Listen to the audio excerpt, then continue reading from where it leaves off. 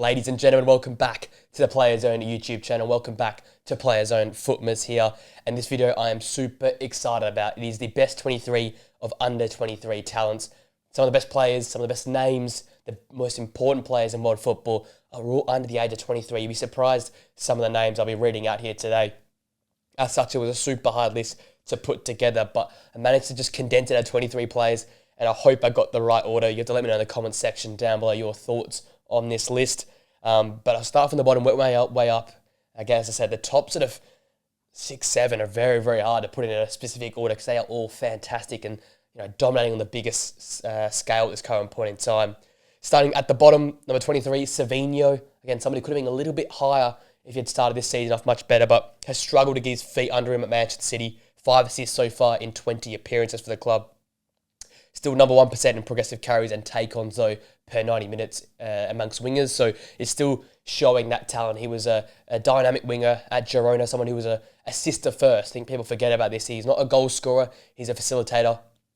In that Riyad Mahrez type role, hasn't quite worked out. Started very, very well at City, has fallen away, and then with the injury as well, sort of come to a halt with momentum. But he's a fantastic player, and I'm sure he'll be rising up this list in the future with some of his performances he'll put together. So he's 23rd. 22 is a new man, Marc Casado, fits in there. 5 assists in his 20 appearances, 7.06 average match rating, 2 tackles and 4 ball recoveries per game. He has been the great find by Hansi Flick so far this season for Barcelona, slipping in that midfield there, while Gavi and Pedri have sort of missed a few games here and there, and their fitness is always a question mark. Casado's been that ever-consistent, cool, calm presence in midfield, oozing that Busquets-type feel, the way he controls the pace in the middle of the park. So he's been fantastic, especially his first season in senior football. 21st, another Barca talent, Fermin Lopez. 1 goal, 2 assists in the Champions League so far this season. Progressive passes received, progressive carries are both in the top 1% per 90 minutes. Again, somebody who hasn't played a lot of football, only 3 starts in the league, but whenever he comes in, I feel like he makes a difference to Barcelona. The last 2.5 seasons, he's a difference maker. He's a spark in the side, and I feel like he's just deep behind so much talent, and he almost joins the club now as well. He's sort of in a similar mould to Fermin Lopez, but he might end up getting sold or loaned away, and we'll see the best of Fermin Lopez because he's ever-present in the final third, a dynamic finisher, a clinical finisher in the final third, as sort of second number 9, as that sort of false 9, number 10 role there. So he's such in 21st for me. In 20th is the Frenchman, Warren Zaire-Emery. 2 goals, 1 assist in 19 appearances this season. Strong start to year 7 match rating, 2.2 tackles per game, the 5.2 ball recoveries per game is what stands out to me. In a very young midfield alongside João Neves as well. It's a lot of work to be done in there. He's worked very, very well. Not much of a progressor at this current point in time, more of a deeper lying 8 that will clean up the ball and get the ball progressing forward, breaks the game up, and does very, very well in a sort of a deeper role. So Zaire-Emery at 20th for me. Coming some big names now, Kobbie Mainoo at 19th. Last year he was flying, a bit of a stalling year so far for him with injuries and United not performing, but 6.93 match rating, 1.7 interceptions, 1.9 tackles per game, 4 ball recoveries per game. He is slowly transitioning into this solo number 6 at Manchester United. Manuel Ugarte was signed, hasn't really quite hit the ground running. Casemiro is not getting any younger. So Kobbie Mainoo has to learn on the run here. Has done a decent job so far this season, but again, very hard to be look good and get some confidence at a very, very disjointed side in a club that's on the down. So fair play to him to holding, and that's a top 23, but from where he was last season, a bit of a drop-off, especially with the lack of football he's played so far.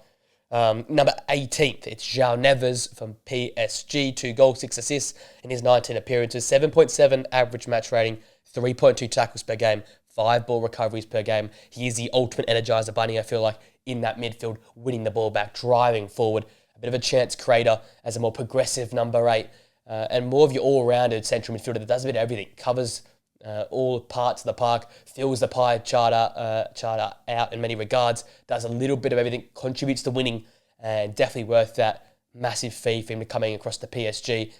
Will he stay there forever? I don't think so. I think he'll move to another big club in the future because this guy is super, super talented and he'll want European trophies to back that up as well. So he's in 18th for me. Our second Manchester United player, 17th, Amad Diallo. 3 goals, 6 assists in 20 appearances this season. Progressive carries, passes, all high up in the sort of top 5% for that regard. It's had to mould into more of a defensive role at this current point in time under Ruben Amorim as a right wing back. So his game, once again, will have to be transformed once more, but shows credit to working through the championship with Sunderland, getting that confidence, learning the English league, the pace and power of the English league, and then coming up to the top tier. And he's done a fantastic job. What would have been if Eric Ten Hag had shown more faith in Amad Diallo last season and seasons earlier as well? One of the talents at Manchester United that's been bought young and never really utilised until this current point in time. So Amad Diallo in 17th for me. In 16th is Ryan Gravenberch, who's been a revelation so far this season at Liverpool. 7.2 average match rating, 2 interceptions, 2 tackles per game, 5 ball recoveries and a clearance there per game. The ultimate number 6. Liverpool was searching for that deep lying player and have got it in Ryan Gravenberch, who can win the ball back and absolutely be that protector of the back four with Trent going up and attacking at fullback, same as Andy Robertson. Virgil van Dijk often playing with a high line. You need someone to sweep and protect that back two, and there's 2 centre-halves, and Ryan Gravenberch does a great job of that. Makes midfields combative, competitive, and often out-bullies and out-classes midfielders. His quality in the ball, second to none. He's a Bayern Munich player at the end of the day that Liverpool got for cheap, and I think he'll show that he's absolutely worth every single penny they spent on him last season. He is excelling in the number 6 role. 15th, I've got Nico Williams, the star of Euro 2024. 2 goals and 5 assists so far in his 20 appearances. The 5.17 shot creating actions is a standout stat. Got those 3 assists in the Euros. Worked so well with Lamine Yamal on the break for Spain. And he's just destined for that big Barcelona move or that big move to another big club surely at the start of next season. He's had a slower start to the year, got going in recent weeks and looks back to that dynamic best. Again, not a goal scorer, but a facilitator in the final third, a direct runner in behind, and someone that makes others around them look much better. So Nico Williams is in at 15th for me. Going to some of the top talents here. Number 14th is Pau Kubasi, someone who I absolutely love. 6 clean sheets in 22 games, 2.6 ball recoveries per game, 2.3 clearances, 93% pass accuracy, and pass attempts and pass completion percentages are all in the top 1% for centre-halves. He's a very, very mature centre-half for age 18. Seems to be thrusted into the role at Barcelona with the lack of financial support and the lack of quality there last season. He stood out. He's continued that into this season as well. And wouldn't be surprised if he makes an international debut very, very soon because he can play a high line. He knows how to get back. He knows how to close off spaces. He's a very similar player to like a Virgil van Dijk, where his presence, it shows. He might give you some space, but players find it difficult to get past. Pau Kubasi works very well with Inigo Martinez. And as I said, very mature centre-back, very calm on the ball, exudes confidence, and never really makes a mistake. So he's number 14 for me. Number 13 is the Dutchman Xavi Simons, who I would have a little bit higher. I absolutely love watching Xavi Simons play, but injuries and a slow start to this season have dropped him down the order a little bit. 3 goals and 2 assists so far. Top 1% for some of his successful take-ons and carries. 1 goal and 3 assists for the Dutch in Euro 2024 was a standout. I talked about him coming to the tournament being a real standout, a make your name type tournament for Xavi Simons, and he absolutely did that. Was heavily involved for the Dutch. One of their key catalysts, some of their great attacking plays, and he's always got something special under his sleeve. Again, someone who dominated last season for RB Leipzig, came back this year, slow start of the season for the club in general, then he gets injured and they've gone even worse without him there. So it shows the necessity that he is for that side. Again, consistency is going to be the key for Xavi Simons because on his day, he's probably the best player out of all these 23 players, but it doesn't happen consistently enough. So it needs to be more consistent for him to rise up this list for me. 12 is Endrick, and again, it could be a bit of a rogue shout considering we haven't seen much of him this season. 2 goals and 1 assist, top 1% for successful take-ons, but you can see the talent there. Real Madrid don't buy fake talent. They often get it right, and Endrick is someone that just exudes that confidence and could be a different type of player to play up top. He's come on off the bench to lead the line multiple periods of time. Again, he's not that physical player. He's not super speedy, but he's got a mixture of both. And it's almost like your 2000s type striker. Can turn and spin in behind and use a bit of pace to get in behind. But he's very, very strong for such a small character. And he's giving off a little bit of Wayne Rooney in his younger years there with some of the build and some of the finishes you think you can see from him. So a lot of excitement with him. This is more of a projection type pick, having him at 12th. There's a lot more to come. We haven't seen much of it, but there's talent there and there's bags of it. So I've got him at 12th. Number 11 is another personal favourite of mine, Michael Olise, who's absolutely thriving at Bayern Munich this season. 9 goals, 7 assists so far in 21 appearances, 5.53 shot creating actions he creates per 90. That's the big number for me. He's had to be a facilitator. He's been the man at Crystal Palace. How would he go at Bayern Munich with a lot of superstars around him? He's just added to his game. He's assisting and facilitating Musiala, Kane, Thomas Muller, Sane, Gnabry, the likes. And he's had to be forced back to the bench in recent weeks, but he's fought his way back into the starting lineup and has continued to show how dangerous he can be in that final third there. One of the most consistent players. Doesn't really give you a really poor game. He can fade in and out of games, but he's always going to give you something in those 90 minutes. So a lot more to come, I feel like, for Michael Olise. Such a young talent, so much excitement around him, and it's definitely going to be improving as the year goes on. So Michael Olise is in 11th for me. In 10th place, the Turkish Arda Güler. Again, not much seen from him so far this season. 7.15 match rating, a goal and assist. 1 goal, 2 assists and 4 starts for Turkey, though, in the Euros. And you saw when he did start for Turkey, the difference he'd made driving that ball forward, being almost that one-out option for Turkey to pounce on the counter-attack. And the assist and the goal he scored at that tournament was just out of this world. So bags of talent. We've seen it in flashes, sparks at Real Madrid. Haven't been seen it to flourish so far this season and in last season because of all the talent around him. I would love to see him go out on loan to a German club or maybe even a Premier League club in the mid-table and show all the talent he's got. Go and add some confidence, add some skill to your game, come back to Real Madrid and potentially compete with the Rodrigo or Kylian Mbappe to take their spots, because I think this guy is one of the most holistic players we've got in terms of young talent. He can almost play as the traditional right midfielder in a 4-4-2. So look to him to be clinical and pivotal to Real Madrid going forward in the future. Into the top group now.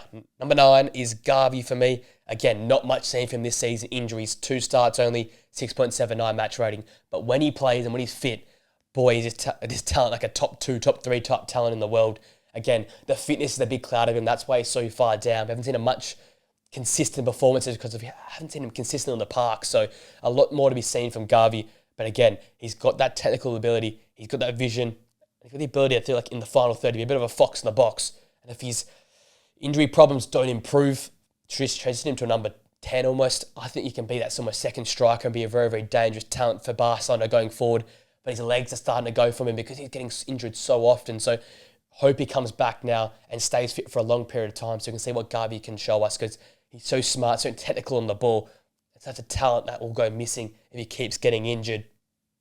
Number 8, another very, very talented player, a very underrated player, Eduardo Camavinga from Real Madrid, 7.26 average match rating. He's got an assist so far this season. Had to play DM, had to play the 8, right back, left back. We've seen him clips of him in goal as well. He's the ultimate rotational piece. The Mr. Fix-It for Real Madrid at this current point in time. 6.6 ball recoveries, 2 tackles per game.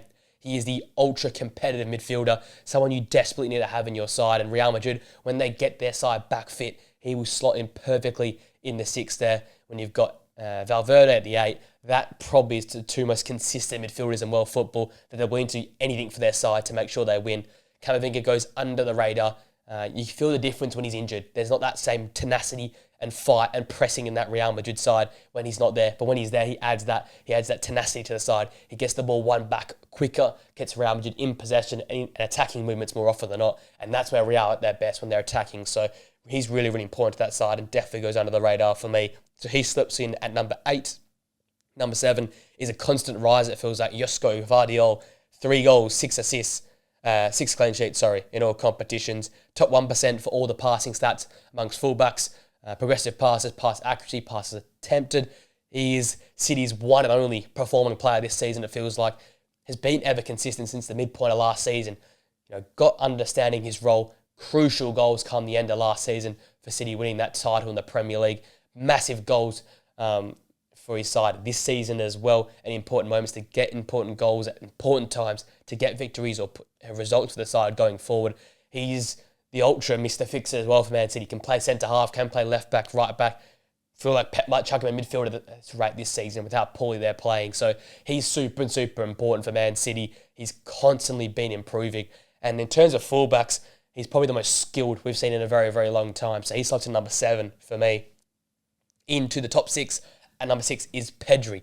3 goals, 3 assists this season, 4.11 shot creating actions, 8 progressive passes per game. That's the type of talent, that's the type of output you want to see from Pedri. Again, someone who's so injury prone. I want to see a consistent run of form this season with no injuries. And if that happens, Barcelona will go a long way to winning this La Liga title because he is so pivotal. When he's in that midfield, Barcelona gain a different avenue, a different way to break down sides, a different ability and control of possession because Pedri has that control. He has that understanding of the game. He can see passes that aren't there. He controls the midfield battle. He wins those midfield battles and keeps Barcelona on the front foot. So he's super, super important for that side there. And when he's available, one of the best in world football. But we haven't seen as much of it. And the top 5, well, they've just been consistently dominating the game across the last 18 months. So he sits at number 6 for me. Coming into the top 5 now, and number 5 is Cole Palmer. 11 goals, 6 assists in 15 Premier League games so far this season. 7.9 average match rating, 6.52 shot creating actions. We saw the way he dominated Tottenham previously last time out. The way he just oozes confidence on the ball, drifts into different spaces, works so well with his frontline players like Noni Madueke and also Nicholas Jackson up top. Has improved with the Chelsea side, improving as well. Had to carry Chelsea last season to a European berth and has continued to carry them this season in the Premier League. Perfect on the spot kicks. Fantastic in dead ball situations. A first half hat-trick this season. He just scores in clumps. The big games is where we're lacking to see him stand up against the Cities, against the Manchester Uniteds, the Arsenals. But we're starting to see signs of it more often than not. So that's a really, really positive sign for Chelsea and for Cole Palmer. So he slots in at number 5. Our next player at number 4 is Florian Wirtz, just below Jamal Musiala at this current point in time. He's got 10 goals, 5 assists in his 23 appearances this season, 7.92 average match rating so far. Constantly involved with Bayer Leverkusen moving the ball forward. The thing I love about him is his relentless ability just to take the game on, try almost the impossible at times, and pulls it off more often than not. Was pivotal to them going forward last season with those late goals. He was often the facilitator, the assister to Patrick Schick or Boniface scoring. And this season, with Bayer Leverkusen not being at their best, he has been so important at carrying the load attacking-wise, making things happen, ticking the ball over in the final third, and being the ever-present across Xabi Alonso's tenure at Bayer Leverkusen. There's reasons why he's linked to Real Madrid, Barcelona, Liverpool, these great sides. It's because he's that talented. So he's at number 4 for me, super close. Jamal Musiala, though, takes position 3 for me. 13 goals, 5 assists in 20 appearances this season. 7.87 average match rating. His stats all in the top 1% for attacking players and wide players. Again, their versatility is massive. Can play on the left, can play down the middle. Has linked up so well this season with Michael Olise joining the club. Has been the facilitator of Harry Kane at so many different points so far this season. But the difference this year is he's scoring in big games. He's making massive plays and massive moments in time. We know I consider him probably the best dribbler in world football at this current point in time. That ball is magnetised to his foot.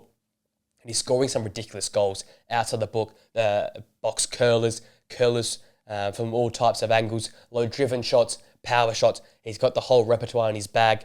And where Florian Wirtz was excelling last season in terms of scoring these ridiculous goals, it's been made up this season with Jamal Musiala. Again, his dribbling and his ability not to be dispossessed is probably the difference at its current point in time between those two talents. They're super talented. They're so great. It's a shame that Germany have 2 great players in the one position because they're both just at their best unstoppable, but they're both put the number 10 spot. But I've just got Jamal Musiala leading the way, especially on the back of a better European campaign at Euro 2024, and that's why he's at number 3 for me.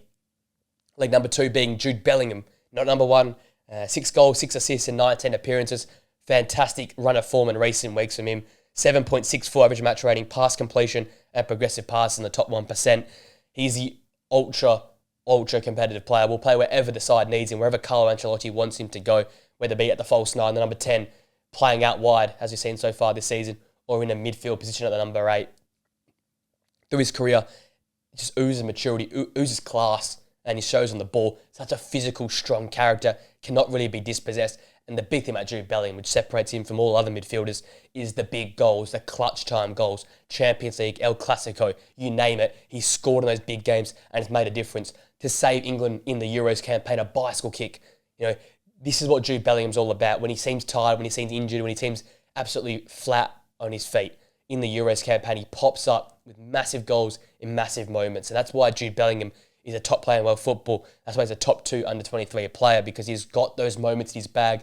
He can fade in and out of games. Injuries have hurt him in recent years. I feel like he's been carrying this shoulder knock around for some period of time, but he continues to soldier on, and that winning competitive mentality always shows him, because he's always driving to be a better footballer. So got him number 2.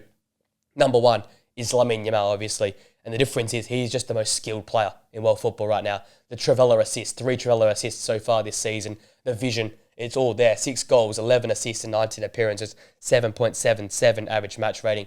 Just unstoppable on his day, one of a kind. When he gets his head up and sees spaces to play into, he often hits the pass, hits it so accurately. Never really has a drop-off as well. We see wingers have moments in games and they fade in and out. Lamine Yamal's constantly involved. He's tracking back stats, tackles, interceptions, actually in the top 1% for wingers. So he's doing a great job defensively as well. Works so well under Hansi Flick. Hansi Flick has found the formula up top, and the little triangle that's formulated down that right-hand side with Lamine Yamal, Robert Lewandowski, and Rafinha at the number 10. At this current point in time, probably the best in world football. I think they all thrive when Lamine Yamal's thriving. I think this season they're yet to win Barcelona when Lamine Yamal hasn't started. When he has started, their record is superb. He is so important at such a young age to this Barcelona side, and that's worrying for Barcelona, but such a positive for Lamine Yamal. Shows his importance, shows the difference he can make to a winning side. Again, Euro 2024 showed confidence, showed class on the biggest stages of all. That fantastic curling effort from outside the box against France in that semi-final. Constantly scoring massive goals for Barcelona, starting all the way back to last season, saving Xavi's job at different points in time. I remember single-handedly making a comeback versus Celta Vigo with a fantastic play of his own. He is a generational type talent, the most skilled talent in world football right now. Dribbling, shot creation, assisting, passing array. It's all in his bag. And touch wood, no injuries to him. He continues to, the way he's going, probably one of the greats in world football with the way he started his career so far. So he's number 1 for me in the best 23 of under 23 talents. Just reiterating the list, it's going to be a long one. Savinho, Mark Casado, Fermin Lopez, Zaire Emery, Kobbie Mainoo, João Neves, Amad Diallo, Ryan Gravenberch, Nico Williams, Paul Kubasi, Xavi Simons, Endrick, Michael Olise. The top 10 for me is Arda Güler, Gavi, Eduardo Camavinga, Josko Vardiol, Pedri, Cole Palmer, Florian Wirtz, Jamal Musiala, Jude Bellingham, and Lamine Yamal.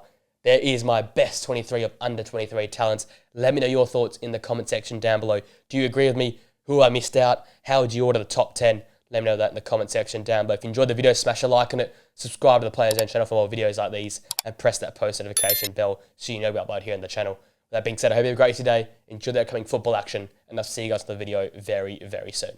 Till next time, guys. See you later.